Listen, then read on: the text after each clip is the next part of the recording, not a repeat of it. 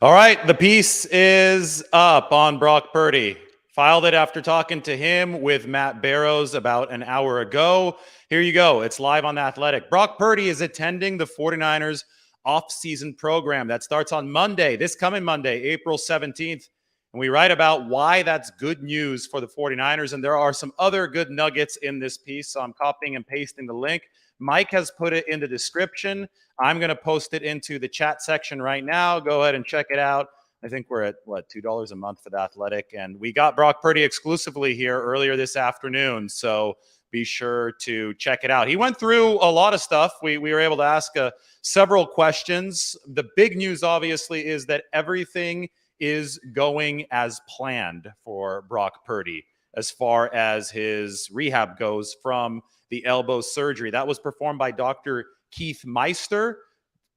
Keith Meister, obviously, is the team orthopedist for the Texas Rangers. So it was a baseball injury for Brock Purdy. You see it more often with baseball pitchers. And now Keith Coker, who is a physical therapist who frequently works with baseball players as well in the Arizona area, is helping Brock Purdy with his rehab. Now, it is significant that Brock Purdy is going to be at the 49ers offseason program, because if his rehab was not going on schedule, if there was, some kind of hiccup in the rehab process, well, then he would have to stay back with Keith Coker in that Phoenix area. Now I think he's going to be flying back and forth, right? Because he doesn't have to be at the 49ers facility every day. But phase one starts on Monday, and Brock Purdy can get a lot of that playbook work in with Kyle Shanahan.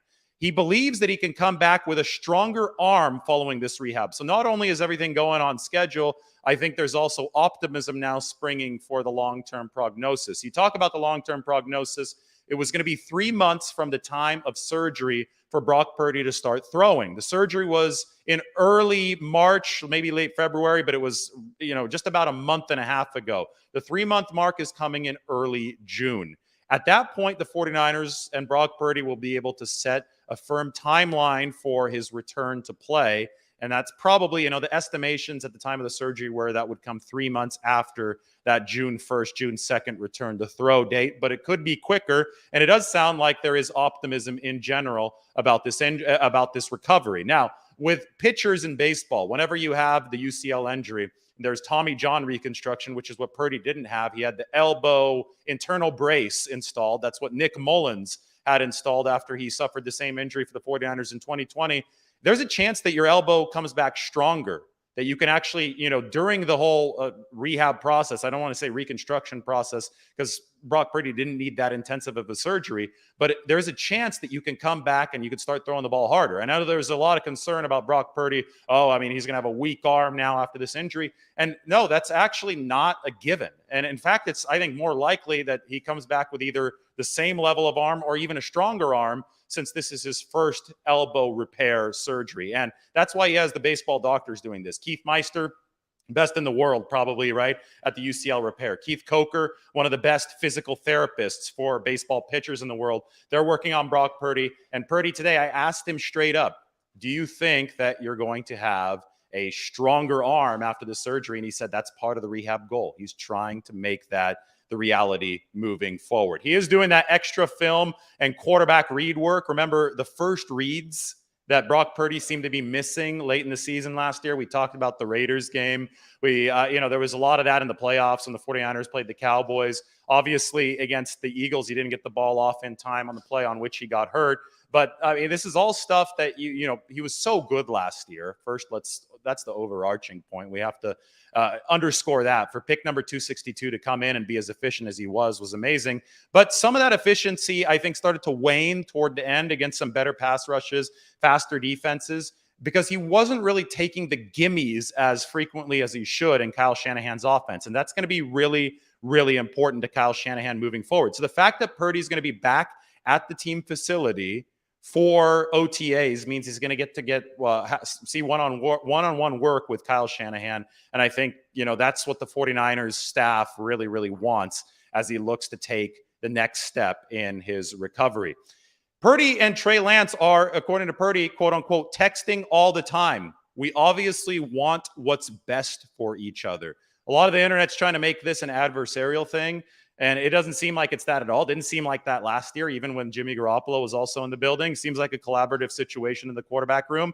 Lance is doing his own rehab or finishing up his rehab in Texas. He's throwing now with Jeff Christensen. We saw the videos where he's working out alongside Patrick Mahomes last week, or a little bit earlier this week.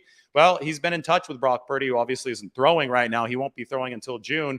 But anybody who's like hoping for some kind of dramatic back and forth adversarial quarterback battle probably is not going to get it. Let's just keep that in mind, because this is a situation where, Purdy is much further behind than Lance as far as his rehab schedule goes. If anything, the spotlight on the practice field this offseason is going to be on Trey Lance and Sam Darnold, the third quarterback that the 49ers have added. Speaking of the first reads, this is what Purdy told me when I asked him about some of that and working on the film with Kyle Shanahan.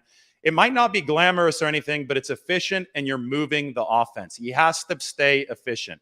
And some of the time, last year he went for the glamorous play and it looked nice on the highlight reel. The George Kittle touchdown in Vegas, fifth read, rolling away from the pocket, flipping his hips, firing to the back of the end zone. That was spectacular. The problem is that Juwan Jennings was wide open on the first read. It didn't have to be as exciting as it was. So the 49ers are in position right now where they want Brock Purdy to consistently hit the gimmies. And Brock, I think, is on board with that when he said it might not be glamorous, but it's efficient and you're moving the offense. Anyway, that's, last one right here. Purdy said that surgery can turn out to be a great thing if his arm does indeed become stronger. So anyway, that's the update. Here you have it. Let's put this on the screen one more time. Brock Purdy attending 49ers offseason program. That starts on Monday. Had a nice interview with him today. Go ahead and check this out. I'm going to copy and paste the link into the chat section. There you go. $2 a month for The Athletic, so be sure to check it out. It's at the bottom of the screen. All right, time for me to resume with the festivities out here in Austin. Everybody take care. Oh, by the way, 49ers update today. They did re-sign Kerry Hyder, the defensive lineman who's from Austin, Texas, who's actually born here right where I'm at right now. So I felt that was really fitting. Hyder, of course, has been a nice rotational piece for the 49ers.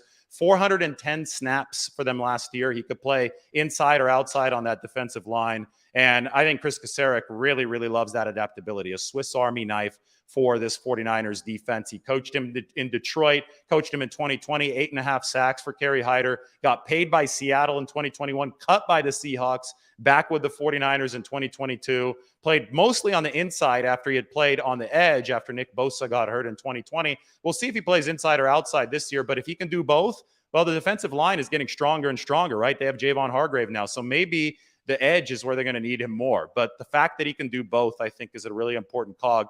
49ers now have 66 players under contract, 24 more spots to fill, most of which will be filled 2 weekends from now during the NFL draft. All right, that's your 49ers update here from Austin. Make sure to check out this article on Brock Purdy. Link is in the description.